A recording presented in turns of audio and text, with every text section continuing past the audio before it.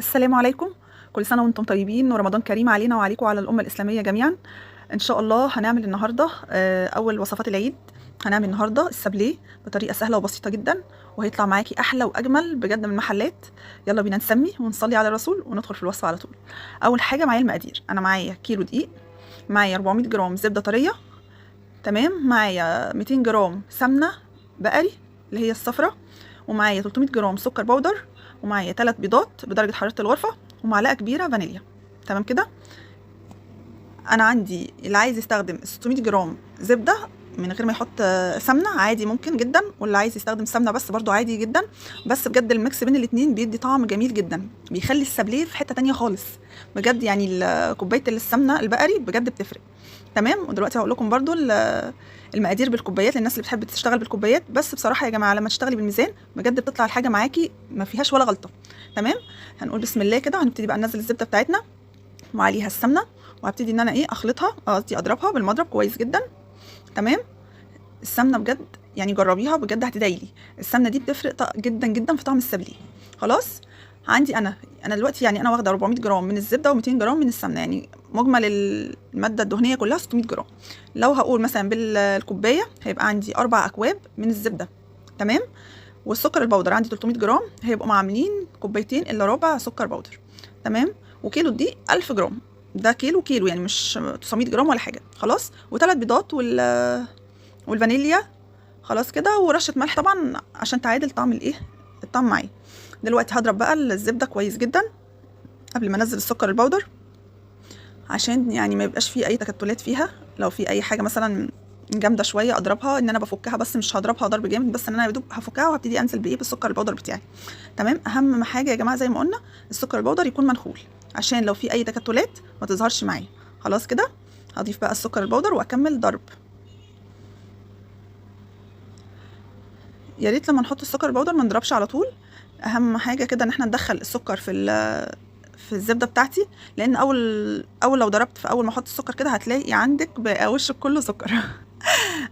فلازم ان احنا ندخل السكر كده، ايوه بالشكل ده، عشان ما يطرش مني ويبهدل لي الدنيا. تمام كده. هبتدي بقى اضربه مع الزبده واحده واحده على درجه على سرعه بطيئه في الاول، وبعد كده بزود السرعه شويه بشويه. خلاص. بقى واحده واحده كده مع بعض زي ما احنا ماشيين، عشان مفيش حاجه تحسي ان في حاجه صعبه عليكي. بجد هو سهل جدا ومن اسهل الوصفات. بس يعني انت لما بتسمعي كلمه سابليه بتحسي ان ايه ده، لا صعب جدا مش هقدر اعمله. بالعكس جدا يا جماعه، والله سهل جدا ومعاكي وهيطلع من البيت حكايه. وغير كده وكده ان احنا بنشتري كيلو السابليه او كيلو البوتيفور او اي حاجه جاهزه من المحلات، انت بتشتري كيلو موزون. يعني ايه كيلو موزون؟ يعني بتروحي تقولي له انا عايزه كيلو سابليه، بيديكي كيلو موزون بعد خلاص بعد تقطيع وتزيين وكل حاجه. غير ما تعملي انت كيلو السابليه في البيت، انت بتعملي كيلو دقيق. كيلو الدقيق ده للناس اللي ما تعرفش بتطلع 3 كيلو الا ربع سابليه. بجد يعني دي حاجه كويسه جدا، هيطلع معاكي كميه كبيره. تمام. فانت طبعا يعني الحاجه غاليه، وعارفين الزبده غاليه والشوكولاته غاليه وكل حاجه غاليه، فاحنا لما نعمل حاجه في البيت وتطلع لنا الكميه المحترمه دي هتبقى حاجه كويسه جدا. تمام. انا هنا بقى بدات ان انا بالسباتيولا او بمعلقه اجيب الجوانب كده واضرب برده تاني، هكمل ضرب عشان اطمن وان كل حاجه اختلطت كويس مع بعضها. تمام كده. خلاص يا جماعه. قلنا ان احنا مثلا لو جبنا الحاجه وكلفنا في البيت هتبقى مكلفه شويه علينا، بس هطلع كميه. يعني هتشوفوا معايا كيلو السابليه بجد هيطلع قد ايه بجد، يعني مطلع معايا كميه ما شاء الله اللهم بارك. تمام. دلوقتي هنضرب بقى ونكمل ضرب كده، نرجع للوصفه بتاعتنا. وهبتدي بقى اجيب البيض، هنزل بيضه بيضه. خلاص كده. بجيب في طبق واكسر بيضه بيضه، ما انزلش بالبيض كله مع بعضه، او انزل بالبيض في قلب الزبده، ممكن يكون في بيضه فاسده عندي ولا حاجه تبوظ لي الدنيا دي كلها. والحاجه احنا بنبقى مكلفينها طبعا، فاحنا مش عايزين يعني الحاجه ديت ربنا يسترها معانا. خلاص. هنزل اول حاجه البيضه وعليها الفانيليا واضرب. اول ما تختفي عندي البيضه والاقيها خلاص اختفت وما عادش باينه عندي، فهنزل بالبيضه اللي بعدها وهكذا لحد ما انزل بالثلاث بيضات. خلاص كده. واحده واحده مع بعض عشان برضو مفيش حاجه تفوتك. تمام بالشكل ده. التقطيع بقى والتزيين دي حاجه بتاعتك انتي، يعني في ناس بتبقى محتاره ومش عارفه اعمل السابليه عشان خاطر تزيينه وتقطيعه. بالعكس سهل جدا، هتشوفي معايا طريقه تقطيعه طريقه سهله جدا هوريها لك. وتزيينه برضو، يعني التزيين ده بتبقى حاجه ممكن انت تلعبي فيها براحتك، يعني بمزاجك زي ما انت حابه. خلاص. بنزل بقى بالبيضه الثانيه زي ما قلنا، وابتدي اضرب تاني، واول ما تختفي انزل بالبيضه الثالثه. اول ما هتنزلي بالبيض هتلاقي العجينه بقت منعكشه كده ومش مظبوطه، وهتقولي العجينه باظت ولا ايه؟ لا ما تقلقيش خالص، هي هتظبط، بس بعد ما نضرب شويه هتلاقي العجينه رجعت زي ما كانت تاني، والزبده خلاص بقى قوامها زي الاول. تمام. نبتدي نضرب شويه، وبعد كده خلاص بوقف. اول ما بلاقي ان البيض اختفى خلاص ما عادش باين عندي، ببتدي بنزل الدقيق. خلاص هضربه شويه كده، واول ما الاقي خلاص الدنيا ظبطت معايا خلاص كده بوقف. كده تمام. هننزل بقى الجوانب كده قبل ما انزل الدقيق عليه. شايفين القوام عامل ازاي؟ كريمي وجميل بجد، وخفيف جدا بجد، مش قادره اقول لك هي القوام هش قد ايه وخفيف. تعرفي بكده ان البسكوته بتاعتك هتطلع معاكي حلوه وخفيفه وناعمه بجد، مش مكتومه. خلاص هبتدي بقى اخلط المكونات الجافه مع بعض، وبلاش نعجن كتير، يعني يا دوب بجد نلم العجينه، يا دوب اول ما تلاقي العجينه لمت معاكي خلاص كده وقفي خالص. خلاص هبتدي ان انا الم كده المكونات كلها مع بعضها، اجمعها بالشكل اللي انتوا شايفينه ده لحد ما يتكون معايا عجينه. اول ما الاقيها خلاص اتكونت يبقى خلاص كده بوقف خالص، بالشكل اللي حضراتكم كده شايفينه كده. خلاص شايفين العجينه عامله ازاي؟ ناعمه وجميله جدا بجد، ومش قادره اقول لكم ريحتها بقى عامله ايه بجد. 200 جرام السمنه البقري بجد مخليه ريحه بجد يا جماعه، بجد بتفرق. واللي حابب يحط مثلا يستبدل السمنه بدل الزبده سمنه بقري كلها او سمنه جاموسي بجد هيطلع معاكي خطير، بس طبعا احنا بنقول الحاجه دي بتبقى مكلفه جدا، فاحنا بنبقى عاملين ميكس بين ده وبين ده عشان خاطر ايه؟ يظبط معانا الطعم. دلوقتي بقى انا عملته كده كور ودخلته تلاجة تمسك شويه عشان ايه؟ اقدر افرده. هتجيبي اي كيس تلاجة من عندك او اي ورق زبده، احط واحده تحت كده وعليها العجينه وفوقيها واحده، اغطيها بواحده وابتدي ايه؟ افردها.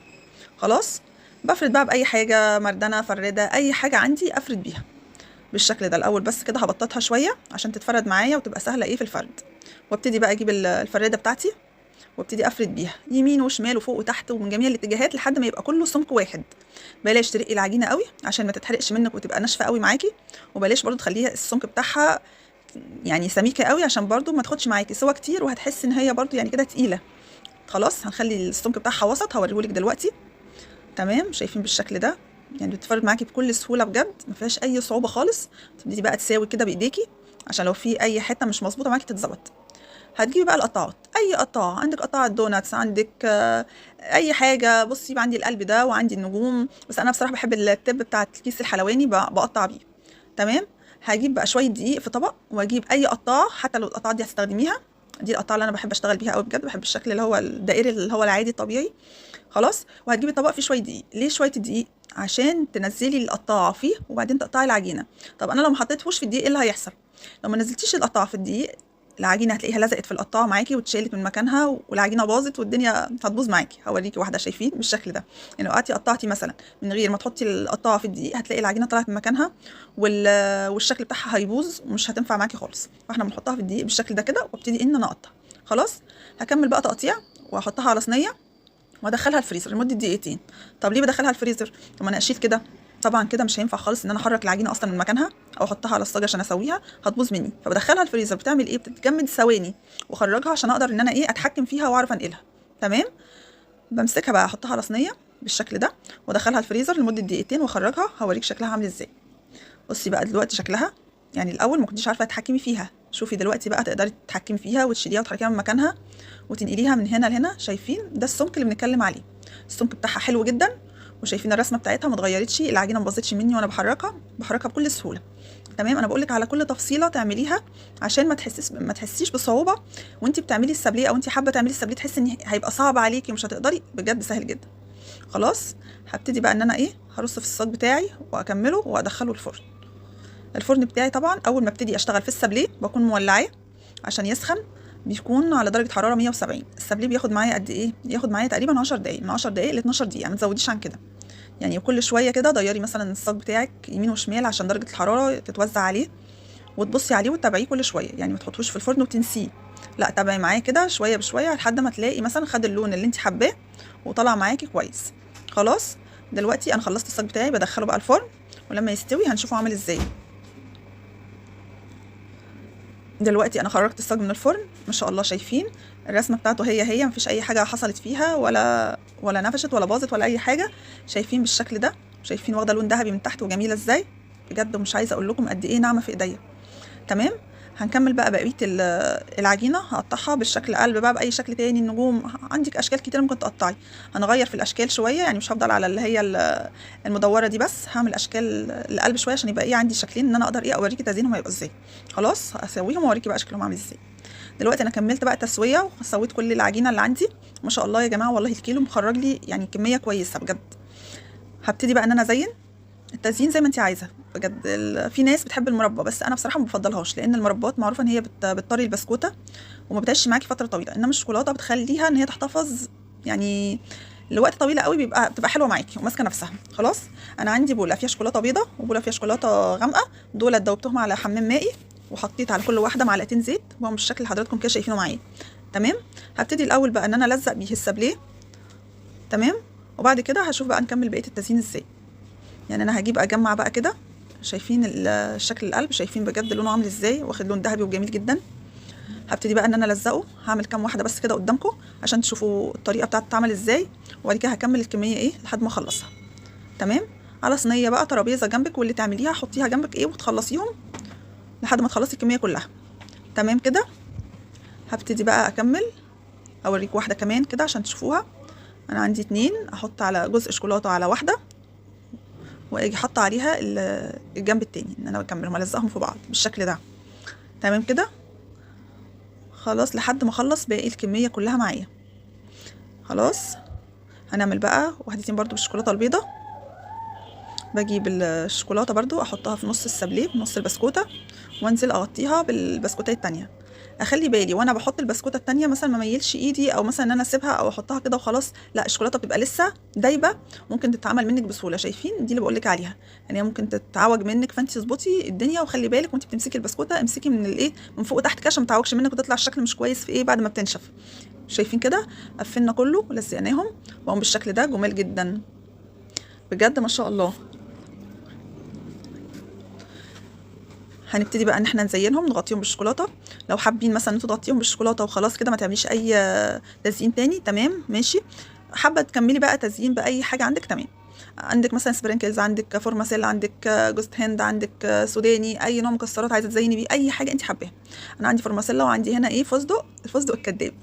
الفستق الكداب طبعا احنا كلنا عارفين بيتعمل ازاي. هو السوداني بنجيبوه نطحنه في المطحنه، وبحط عليه لون اخضر، طعم صحي طبعا، وبحط عليه طعم الفستق من اي حد بتاع مستلزمات حلواني بتلاقيه عنده. تمام. وبيبقى عندنا الفستق موجود بالشكل ده، لان احنا عارفين طبعا الفستق والمكسرات غاليه، فاحنا على قد ما نقدر احنا عايزين نوفر، مش ان احنا عايزين يعني ايه نضلع نفسنا عشان خاطر نعمل شويه سابليه فنبوظ الدنيا. تمام. دلوقتي بقى هبتدي اغطي السابليه بالشوكولاته. عندي شوكه، هبتدي اخبط كده كام خبطه على الطبق عشان انزل الشوكولاته الزياده، واحطها على ايه، على كيس تلاجة. بلاش احطه على سلك او شبكه، علشان دي بتعلم في البسكوتيه من تحت، فبتخلي الشوكولاتايه مش مغطيه البسكوتيه كويس. تمام. عايزه اوريكم كام واحده كده، احط لكم شويه فورماسيل كده على جنب عشان تشوفوا شكلها يبقى عامل ازاي معاكم. تمام كده. يعني ده شكله، وعايزه اوريكم برضو هنعملهم بكذا شكل تاني. تمام بالشكل ده. اكمل بقى كل الكميه عشان مش عايزه اطول برضو عليكم، اوريكم الكميه كلها عامله ازاي. نخلص بس الشوكولاته البني، وبعد كده ندخل على الشوكولاته البيضاء، نخلصها ونكملها ونشوف بقيه الايه التزيين هيبقى عامل ازاي.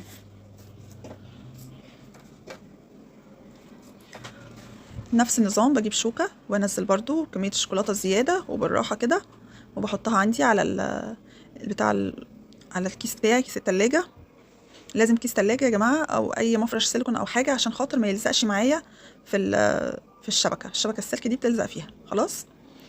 اخلص بقى باقي الكميه كده، ونشوف برضو هنكمل تزيين مع بعض ازاي. تمام.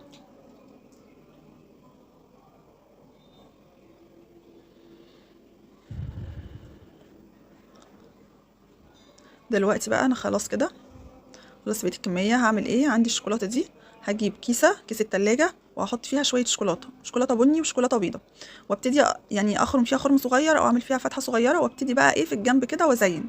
ده طريقه بسيطه للتزيين برضو بالشكل ده. اظبط بس كده في الفتحه بتاعه الكيس، وابتدي ايه ازين كده في الجنب، بيبقى شكلها بسيط وجميل. انا بالنسبه لي دي بتبقى احب حاجه لقلبي. خلاص. بيبقى جميل جدا وبسيط جدا، وبيطلع شكله حلو قوي. هكمل بقى بقيه الكميه، هشكلها وهوريها لكم بعد ما تخلص طالعه عامله ازاي معايا. ده السابليه بعد ما خلصنا بقى تزيين. خلي بالك ده مش الكيلو كله، فيه لسه باقي، بس انا ده اللي بصوره عشان اوريه لكم عامل ازاي معايا، بس لسه فيه بقيه السابليه لسه ما خلصش. تمام. شايفين الكميه؟ اللهم بارك بجد، مطلع كميه وفيره معايا. عشان كده قلت لك الكيلو دي لما تجيبيه هيطلع لك كميه كويسه جدا في البيت، غير لما تروحي تشتريه جاهز من المحل.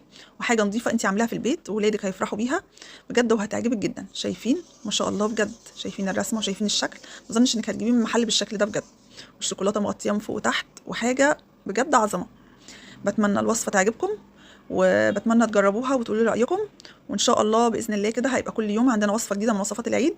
نتقابل ان شاء الله باذن الله في وصفات جديده. ولو عجبكم الفيديو ما تنسوش تدعموني بلايك عشان يوصل لاكتر عدد تمام المشاهده. وان شاء الله نتقابل فيديو جديد، والسلام عليكم ورحمه الله وبركاته.